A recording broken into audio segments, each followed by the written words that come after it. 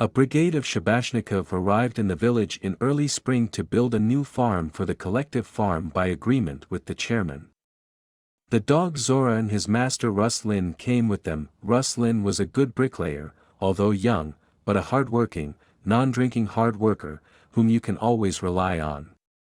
So Brigadier Michalik allowed his countrymen to take a big shaggy dog with him. Besides, a serious guard. They received a lot of money for their work, and this is a temptation for dashing people. Again, they were fully responsible for building materials, and with such a dog it is always more reliable in a strange place. It will smell a thief a mile away and will not let you down. That we worked all day long, almost 7 days a week. The benefit of building materials was delivered on time. Zhora faithfully carried out his service, especially at night. Without closing his eyes, he made endless rounds of the territory. With the arrival of autumn, the farm was completely ready and successfully handed over to the economic chairman, who knew a lot about his business. The foreman, having received a full payment at the collective farm cash desk, gave everyone the money they earned. Ruslan was owed less than the others. How did it happen, Michalik? I didn't seem to run away from work. I worked harder than your nephew, who had a stomach ache for a week, and suddenly got the least. What did you want, Ruslan? Your dog ate for 3 with our joint money, by the way. And who was supposed to feed him? Nobody. You're Zhora, that's what they deducted from you. The whole team decided so. I'm not the only one, so he was guarding you all. You slept like marmots. You would have stayed without building materials in one fell swoop and paid for them. You don't know. Give me a full account, and don't yell at me. Otherwise, the foreman swung at the rebellious worker, who was old enough to be his son, with his huge fist. Zhora, who was watching the conversation attentively on the sidelines, considered this gesture an attack. A big heavy dog jumped up to the foreman, grabbed the sleeve of his jacket and instantly knocked him to the floor. Only the boots flashed in the air, and the sleeve of the offender dangled in the teeth of the defender, standing menacingly over the defeated one. Ruslan was seriously scared. He dragged Zhora away and chained her up out of harm's way. Let it cool down. Oh, are you like that? Put your rabid dog wherever you want, and I won't take him back. I ruined my weekend jacket and almost tore it myself, you bastard. And I wouldn't have taken you, sucker, if the patient hadn't promised your mother that I would look after you. Everyone go to sleep. Tomorrow we will buy food for the road in the village store and leave. No one began to argue with the angry Michalik. It was more expensive for themselves. It became very quiet. Only the offended Zhora sniffed, sighing, and whimpered softly. Everyone had been asleep for a long time, but Ruslan could not. Sleep did not come to him. He was thinking about his dog. How can you leave such a loyal and intelligent dog? There's nothing to think about staying and getting with Zhora. It's too far and dangerous to go with a lot of money, and who would put him on a train with such a dog? Nothing. Michalik just got angry, and tomorrow everything will be fine, he reassured himself, but for some reason his heart ached. In the morning, Zhora suddenly howled long and long. To give people a good night's sleep, the owner untied him, caressed him and laid him next to him on a straw mattress. The dog quieted down, shuddering, clinging tightly to his beloved man, who should leave him tomorrow. No matter how Ruslan begged the foreman in the morning, he was relentless and did not even want to talk. I've already told you everything, period. He drove his UAZ loaf to the village store. Ruslan asked to go with him and bought almost all the bread and biscuits. It turned out to be a whole bag. The saleswoman looked at him with undisguised curiosity. Arriving back to the former old warehouse where they lived, he began to equip Zhora. Be patient, I'll come for you soon. Here's your food and my mattress. You have to wait for me. Ruslan tried not to look into the anxious eyes of his friend, who understood everything. He hugged the dog tightly. Goodbye, Zhora. Sit down. Wait, and the orphaned dog sat obediently, looking at the UAZ, which took away his master, who ordered him to wait. although his soul was torn after him. Soon the villagers found out that a large dog lives in the former warehouse, abandoned by the builders. He didn't seem to bother anyone, but they were afraid of him. The kids were told not to even come close. Occasionally at night, the guttural howl of a longing Zhora could be heard from there, amicably picked up by his fellow slaves sitting on chains in the courtyards.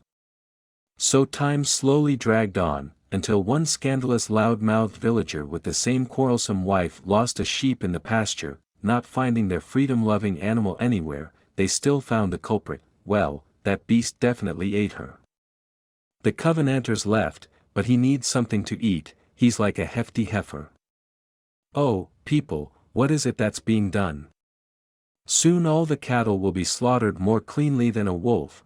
The men decided to exterminate Zhora and went to the warehouse with 2 guns. A young primary school teacher, Varvara Alexandrovna, was sent to work in a rural school. A pretty townswoman had no idea about life in the village. Everything here was so strange, as if she had entered another dimension. With great difficulty, she changed her habits. The teacher refused high heels due to the lack of sidewalks, elegant dresses and elegant handbags, so as not to be considered a dandy among local women who jealously monitor her wardrobe. And still, no matter what clothes and shoes the young woman wore, she was different from the villagers. She was settled in a small, sturdy house with a warm Russian stove, promising the young specialist next year, when the brick 2-story buildings are commissioned, to allocate a 1-room well-maintained apartment that I. In the meantime, Varvara Alexandrovna lived simply like everyone else. Firewood in the woodpile, a water column near the house. You won't get bored. After returning from work, she decided to heat the stove and went to get firewood. It was still light. Varya noticed scarlet spots in the woodcutter leading to the far corner. There was a large dog with thick blonde hair stained with blood. The dog was panting and staring at her with wide-open eyes. The teacher heard running children screaming about an abandoned dog, which was shot at by adults because of an eaten sheep. Her heart stopped beating with fear and excitement. You're not going to eat me, are you? There were people making noise on the street. Having gathered firewood, Varya locked the firewood box. The red trail led the hunters to her gate. She was waiting for this and boldly came out to meet him. Varvara Alexandrovna, do you have a dog? The owner of the sheep asked. I have it, give her to us. She's dirty, she's cutting up cattle. What makes you so sure it's her? There's no one else. We respect you, but you also respect the people. Give it back. Listen, comrades, I teach your children not only literacy, but also kindness and mercy to all living things. And what kind of example are you setting for your children now? I will not give you the dog to be torn to pieces. Leave immediately. Give me a good wound, Varvara Alexandrovna. The men were advancing, panting and slipping on the wet ground. A tall, heavy, local policeman who had arrived from the district ran. What are you doing? What's going on here? The owner of the missing sheep began to explain to him what was the matter. The policeman snatched the guns from the stunned men. I'm confiscating it. Well, march everyone home, or I'll put everyone in jail right away, and if there's not enough room here, I'll take them to the district. Tomorrow at 8-00 everyone should come to me and no tricks.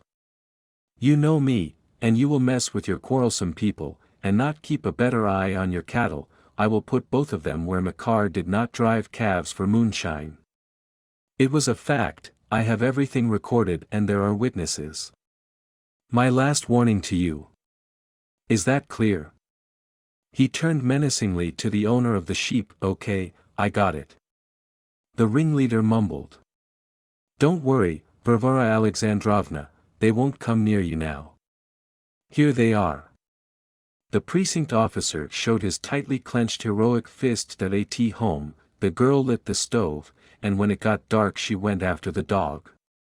Held by her wide collar, he somehow entered the hall and collapsed. She dragged the wounded man into the house on a homespun rug. The dog endured steadfastly while she cut the fur, washed and treated the wound on her hind paw. Fortunately, the bullet went through without hitting the bone. He greedily drank a large ladle of water and lay like a sack on an old blanket. The poor dog, Varya thought, was hunted down like a wild animal for nothing. She bought a couple of chickens and homemade stewed beef from the neighbors. I took pearl barley from the store and cooked delicious porridge for the wounded man. Zhora behaved very intelligently, trying to cause as little trouble as possible to his kind savior. Yes, it turns out that you are not at all evil and not scary, my dog. Varya laughed, stroking her big shaggy friend. An elderly neighbor told Varya the news: there was a prodigal sheep that made so much noise. After walking around a lot, she came home herself. At school, the children told her about Zhora. That's how she found out the name of a nice dog that looked like a small polar bear.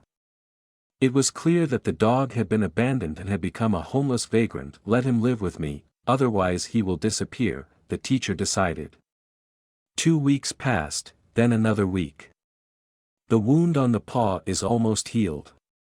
Varya became attached to a big smart dog who met her from work, jumping for joy so that it seemed that not only the floorboards were shaking, but the whole small house. On a cloudy Saturday morning, an old green Moskvich stopped at her house. A handsome young man with a sports bag got out of it. Varya's heart sank with a bad feeling. It was for her dog. Good afternoon. Varvara Alexandrovna, is that you? My name is Ruslan. I was told that my dog Zhora lives with you. I'm looking for him. Overcome with exuberant joy, Zhora jumped around the owner so that dishes jumped up and down in the shelf, shrilly ringing. Having calmed the dog with difficulty, Ruslan whispered in his ear, I'm sorry, brother, I'm sorry for everything. Let's go home. The dog listened and looked back at Varya in confusion, like a child. And you are brave, Varya. How did you not get scared of such a big dog? Ruslan asked, looking at how Zhora lay down at the feet of this fragile sweet girl with a blonde braid. I don't know myself. There was no time to think about it. Will you take him away now? I have booked a room at the hotel. I have agreed that I will be with the dog. I'll rest tomorrow and go home on Monday. They went to the regional center together. Having looked in at her parents, Varya hurried to her new friends. Everyone walked around the autumn city together, and it was so good, as if they had known each other for many years and met after a long separation. On Sunday evening, Ruslan took Varya to the village. Zhora sat gravely in the back and occasionally poked his big wet nose into the girl's cheek, saying goodbye. Varya could not hold back her tears.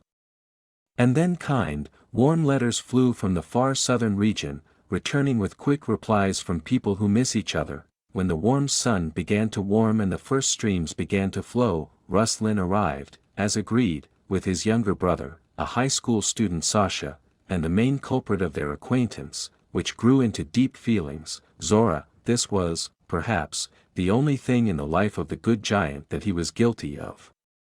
The wedding was held in Vari's hometown. She left with her new family for a distant southern town, where her husband's mother was eagerly waiting for them. Looking at Zora's happy face, there was no doubt that he was most pleased with what was happening. A big white, shaggy dog, Zhora, lived with them for many years. He was the best babysitter and guard for Varya and Ruslan's children.